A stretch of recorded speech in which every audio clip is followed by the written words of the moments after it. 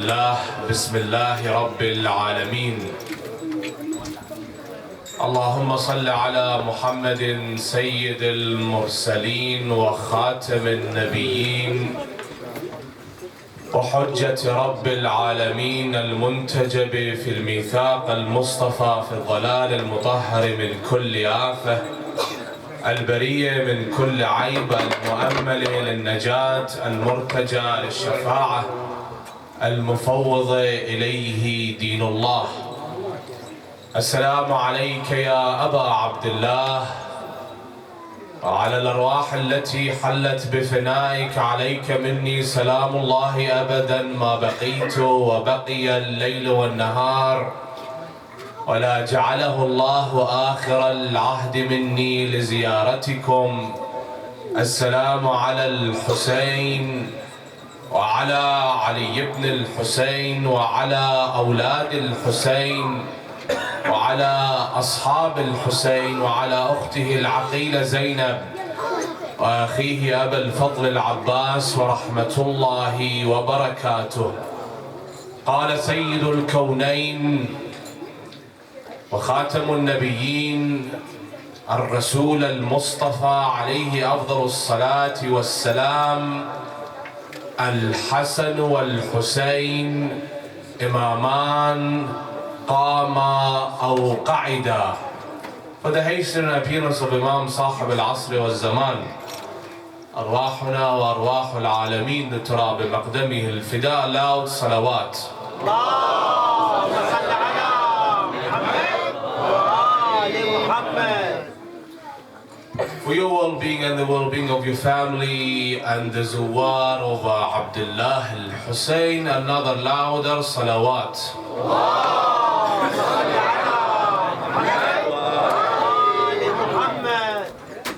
124,000 prophets from Adam to Khatam. Allah subhanahu wa ta'ala, only Allah the Creator divinely appoints the prophets and the imams.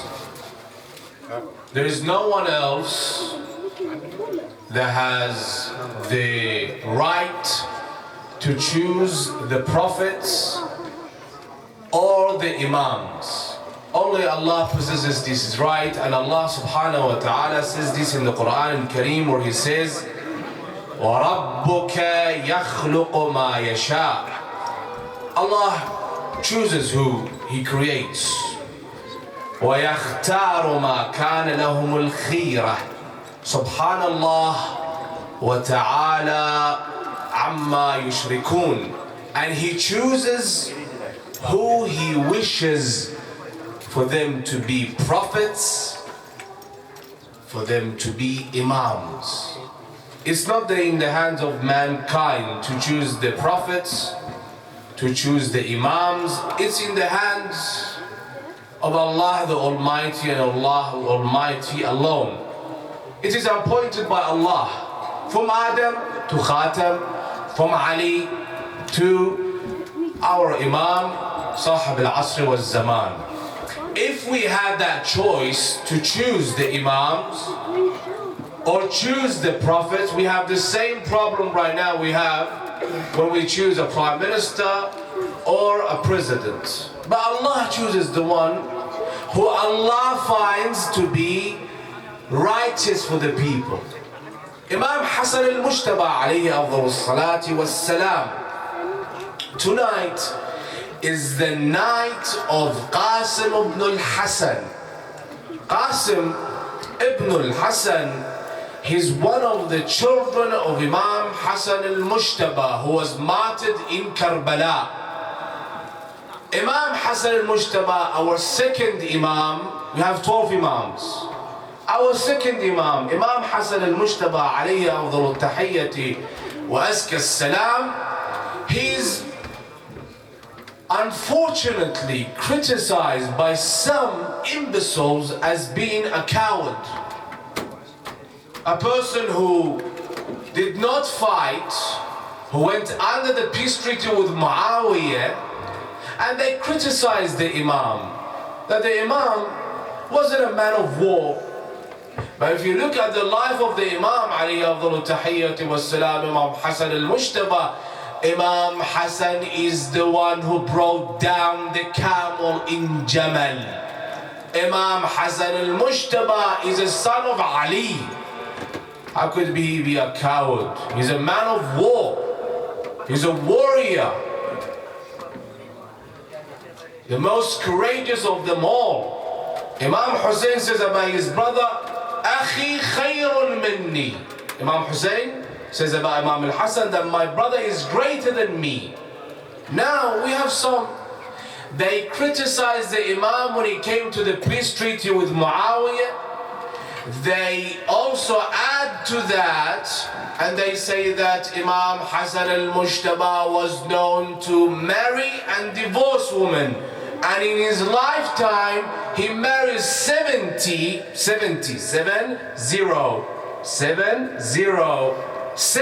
women, and he divorced them.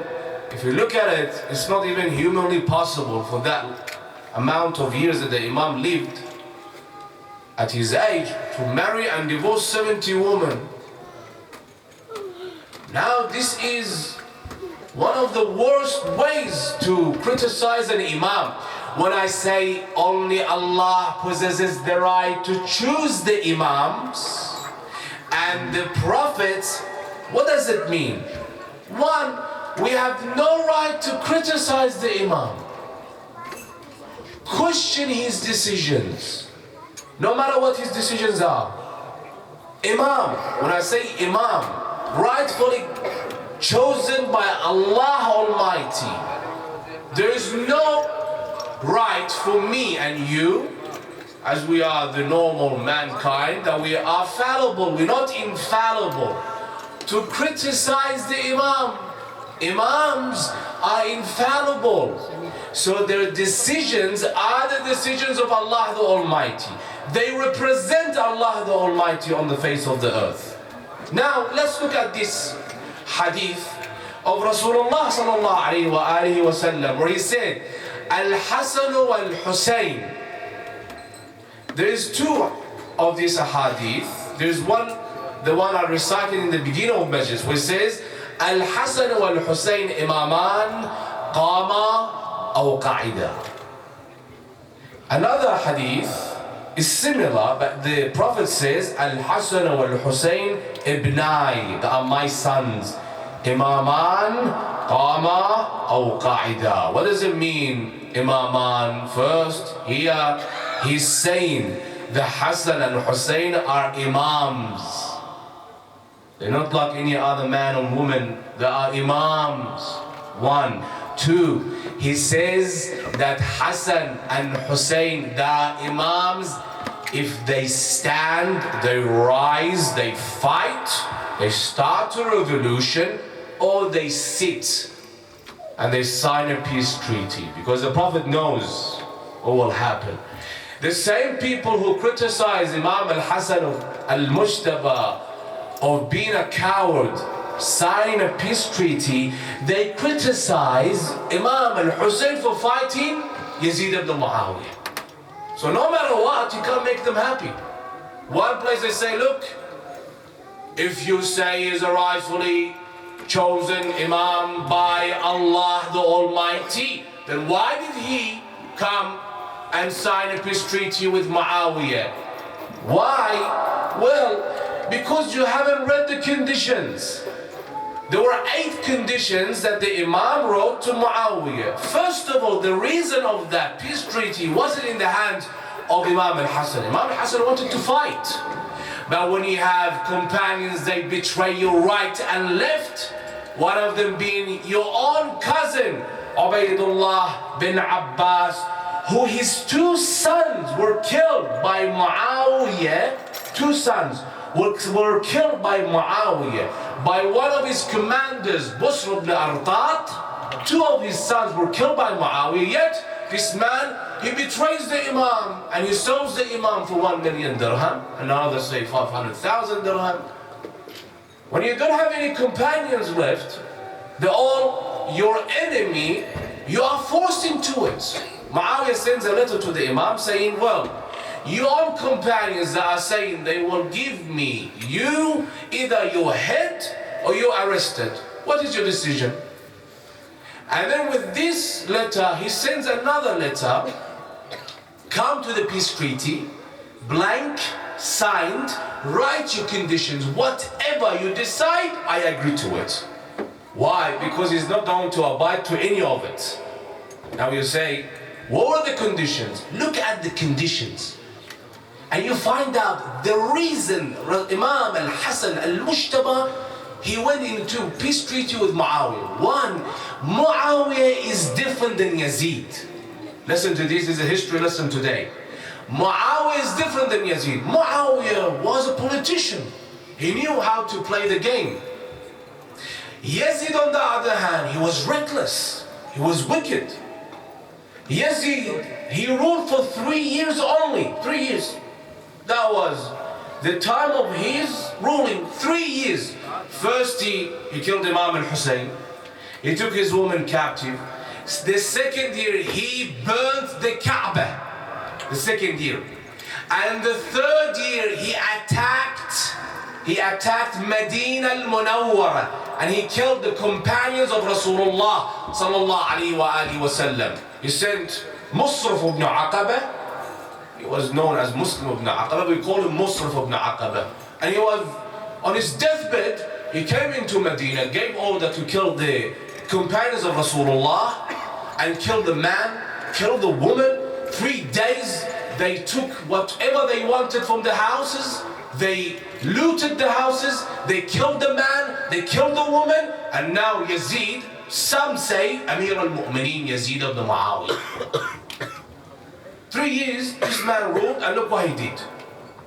Muawiyah, on the other hand, Muawiyah was a man of politician. He says to the Imam, write your conditions, because he knows those conditions, no matter what they are, I will not abide to them, whatever they are.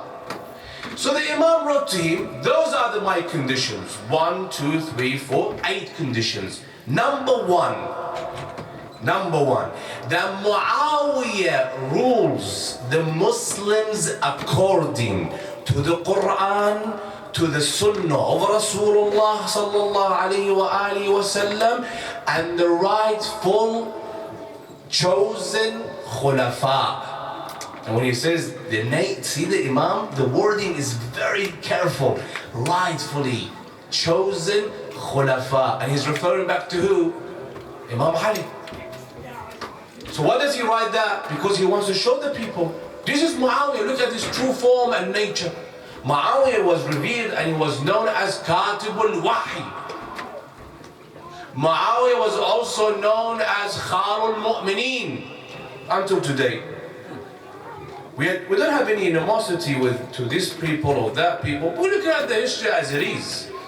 So number one, Muawiyah must rule the Muslim Ummah according to the Quran. That means Muawiyah is not doing that. To the Sunnah of Rasulullah sallallahu alayhi wa sallam, and the rightfully chosen Khulafa, means Amir al-Mu'mineen. That's number one. Condition number one. Number two, Muawiyah will stop the cursing of Ali. Amir al-Mu'mineen used to be cursed on top of the pulpits on the Manabir. And they continued cursing Amir al-Mu'mineen for another 8 decades. 80 years they cursed Amir al-Mu'mineen. And they accused the Shia of cursing such and such. You curse Ali for 80 years until it was the time of Umar ibn Abdul Aziz when he stopped it. He said, this is it, stop. Who are you cursing? He said, Ali. Who is Ali? Who is Ali? Mawlid al-Kaaba wa Shaheed al-Mahram. Okay, who is he? He's the cousin of Rasulullah. And he's the husband of Fatima. Okay, and he's the father of Imam al-Hassan, Imam al-Hussein. Then why are you cursing Ali? Also, in addition to all that, he's the first of the Muslimin to submit to Islam. That's what they say. And that's why they call him Karramallah Wajha, because he never bowed down in front of any idol. So Muawiyah must stop the cursing of Ali. This is number 2. Number 3, Muawiyah cannot be addressed as Amir al-Mu'mineen. Don't address him as Amir al-Mu'mineen. What does it mean, Amir al-Mu'mineen? What does it mean? Commander of the faithful. The only person who is entitled to this title, the only person who has the right to this title is who? Amir al-Mu'mineen Ali ibn Abi Talib. Only. So this was condition number 3. Number 4, Muawiyah, and when you say this is the condition Imam wrote to Muawiyah, and he wants to show the true form, nature of Muawiyah to the people. Number 3, Muawiyah cannot plot in public or in secret to kill the Imam Hassan, or his Ahlul Bayt. He has no right to do so. Muawiyah can't do that. Because Muawiyah was known to plot. That's how his kingdom, and Muawiyah built this kingdom of the Umayyad dynasty, and he raised it to the highest level he could, and Yazid came and he destroyed the whole thing in 3 years. 3 years, he destroyed it. The Umayyad dynasty vanished after that. Everyone knew this is Muawiyah, this is Yazid. This is history. Look at the history. So Muawiyah cannot plot in public nor in secret on Imam al-Hassan al-Mushtaba or the family of Rasulullah sallallahu alayhi wa sallam. This is number 4. Number 5, Muawiyah will let the Shia live their lives in safety. He has no right to abuse, kill, or do anything to the Shia. And if you look at it, Muawiyah killed Hujr ibn Uday. He's a Shia. So he didn't abide to any of those. We come to that. This is number 5. That all the Muslims, all the Shia, they will be kept in safe environment, not abuse, no arresting, no killing. Also, Muawiyah cannot appoint anyone, listen to this carefully, Muawiyah cannot appoint anyone after himself. If he dies, the Khilafah goes to Hassan. If Hassan is not alive, it will go to Hussein. See the wording, Imam knows how he's writing those conditions. Muawiyah cannot appoint anyone after himself. If he dies, it will go to Hassan. If Hassan is not alive, it will go to Hussein. What did Muawiyah do? What did he do? He appointed his son Yazid. And he plotted to kill the Imam with his wife, Imam's wife, Ju'da. And he killed the Imam, poisoned the Imam, to the point the Imam vomited pieces of his liver. And he appointed his son Yazid, who was reckless, drunk throughout the day. Drunk throughout the day. As some companions, they narrate, they say, we lived with Muawiyah for a while, we were his guests. We saw that he prays in public, he fasts in public, he has that persona in public, he shows a different side. But when he's in private, there's totally different. The same people say, we lived also with Yazid. Yazid, in public and private, he was the same. In public he drinks, in private he drinks. And they say, they narrate, Yazid was drunk throughout the day. Throughout the day. And they call him Amir al-Mu'minin. Throughout the day he was drunk. Salat time, he's drunk. One day Yazid was so drunk, they came to him, they said to him, Ya Amir al-Mu'minin. This is life. They call this man Ya Amir al-Mu'minin. Ya Amir al-Mu'minin, it's Salat time. Let's go to the mosque. He looks around, well, I'm drunk. And I want to keep drinking. He calls out his soldiers, he says to them, take Abu Qubays, his monkey, let him lead the prayer. And he does. He goes there, he leads the prayer. This is the future of the Muslims. When you forget about your imams, you are led by a monkey in prayer. Don't be surprised. This is it. What do you think? You're going to get someone better than this? You neglected Imam al-Hasan al-Mujtaba, you neglected Imam al-Hussein salamullah alayhi. You have the monkey to lead your prayer. And I think even the monkey, it was more than they bargained for. I think even that was too much for them. After doing such atrocities and betrayal one after the other. Imam al-Hasan writes this to Muawiyah. He sends it to Muawiyah. Muawiyah, he's already signed it. And then he goes on the minbar and he sits down and he calls the people. He says to them, look, I have just received the conditions from Hassan ibn Ali. And I have said to him, it's all good. We are all good with these conditions. I have approved them.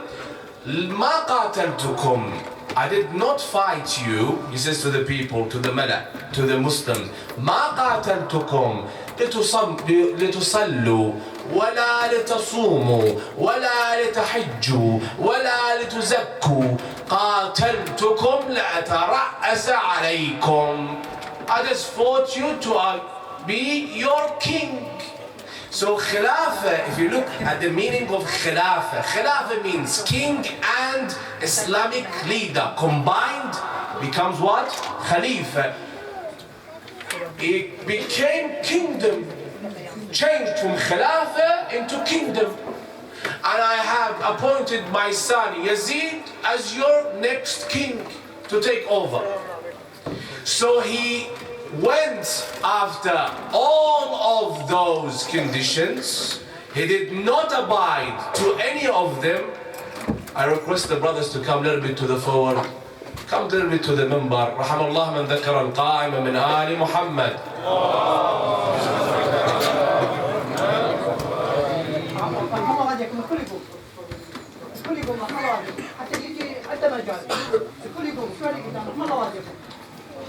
الثانية يرحمكم الله. صلى الله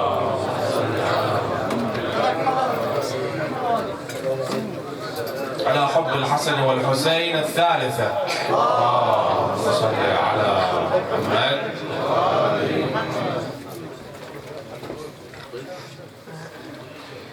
Imam al-Baqir alayhi afdal salati wassalam says about the peace treaty of his uncle and his grandfather, because Imam al-Baqir is also connected to Imam Hassan al-Mujtaba.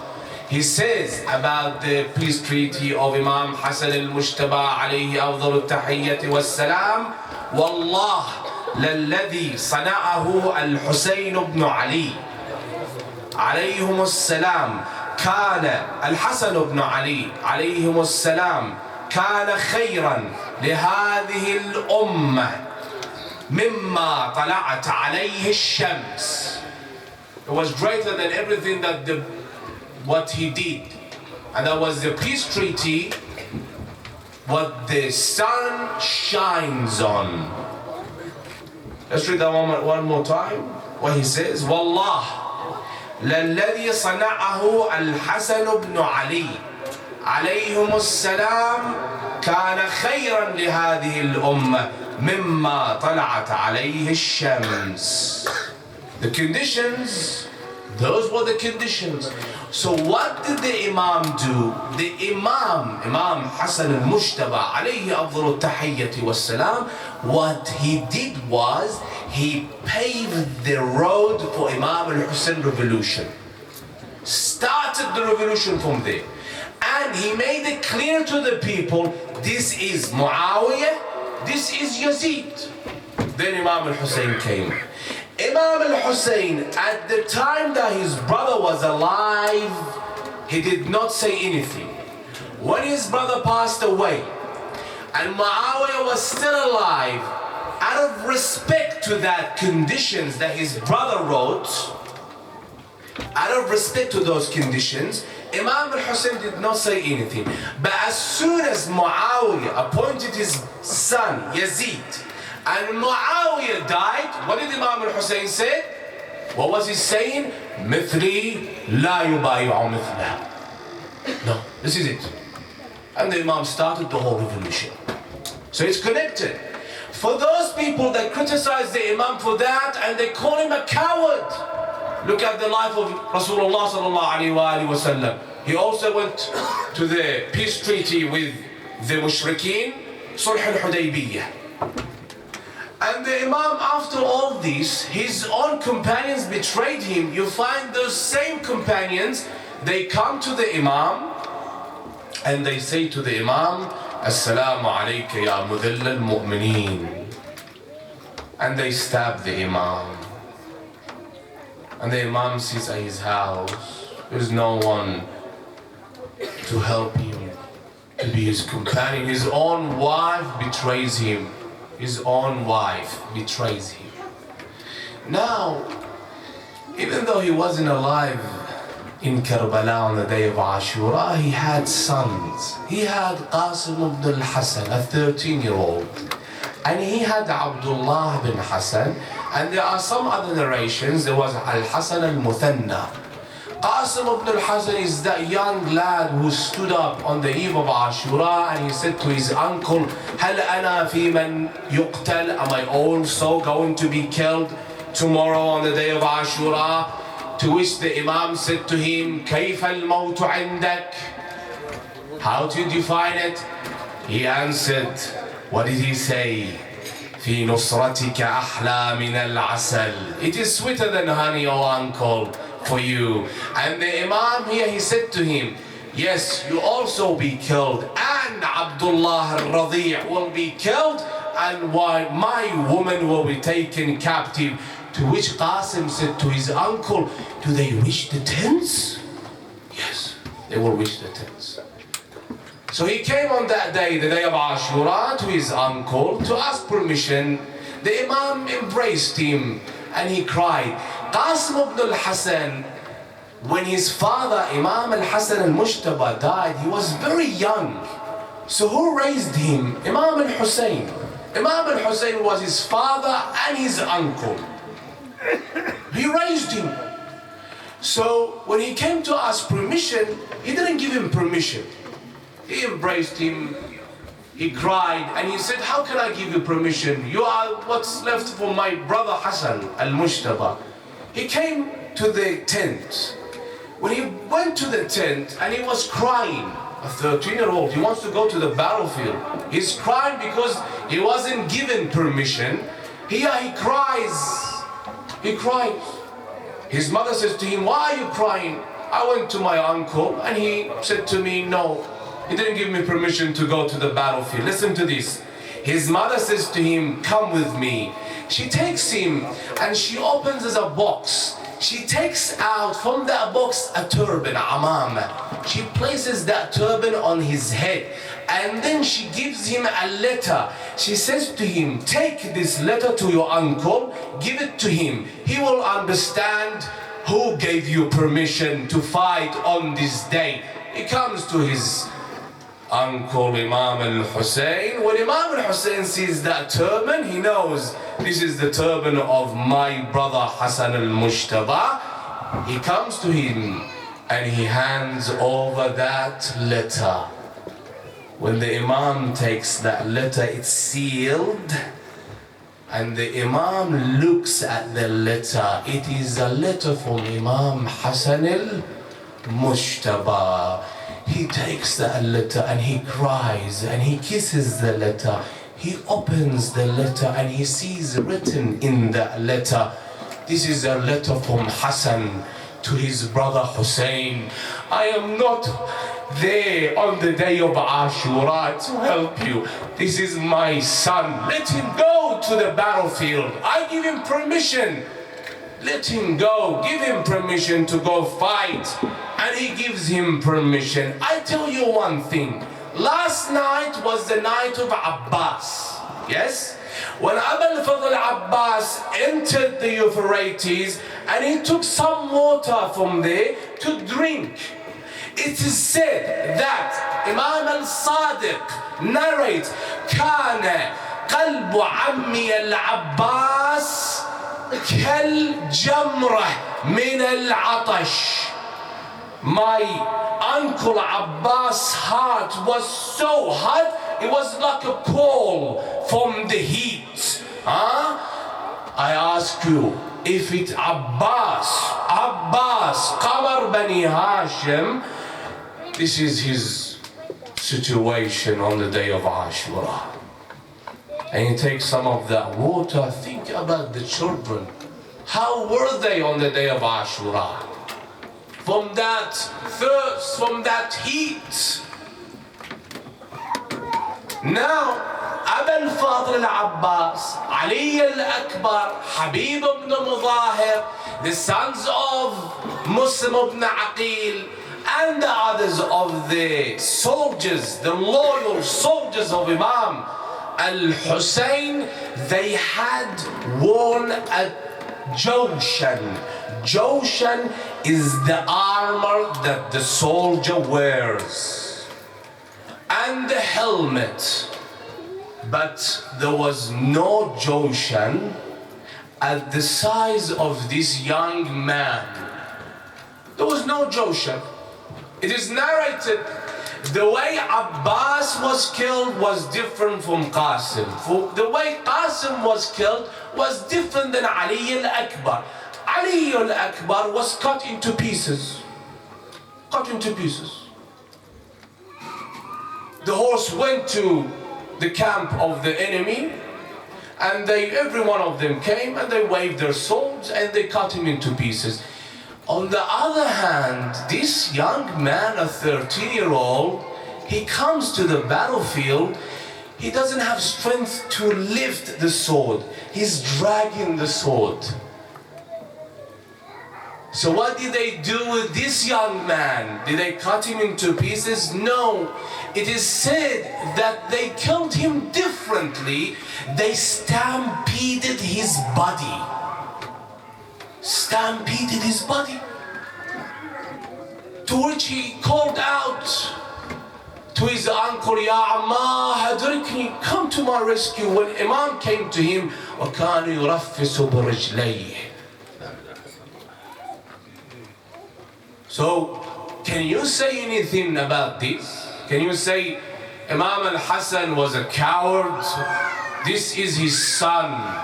And the other one, Abdullah ibn al-Hassan, on the day of Ashura, there was no other soldiers, there was no one left. When Imam al-Hussein was on the plains of Karbala, on his last breath, Abdullah ibn Hassan came running to his uncle. 11-year-old, this young man, he comes running and he calls the enemy combatant, La'anakallah, you want to hurt my uncle? To which he strikes him and he cuts off his right arm, and then he strikes him again and he falls on the chest of Imam al-Hussein, and Harmala shoots an arrow and he kills him right there. Can you say that Imam al-Hassan is a coward? He raised this young man to help his brother Hussein on the day of Ashura. And there's no one like Hassan, and there's no one like Hussein, and there's no one like Qasim. To which he said to his uncle, في نصرتك أحلى من العسل. السلام عليك يا أبا عبد الله. وعلى الأرواح التي حلت بفنائك عليك مني سلام الله أبدا ما بقيت وبقي الليل والنهار، ولا جعله الله آخر العهد مني لزيارتكم. Raise your hands with one loud voice, brothers and sisters.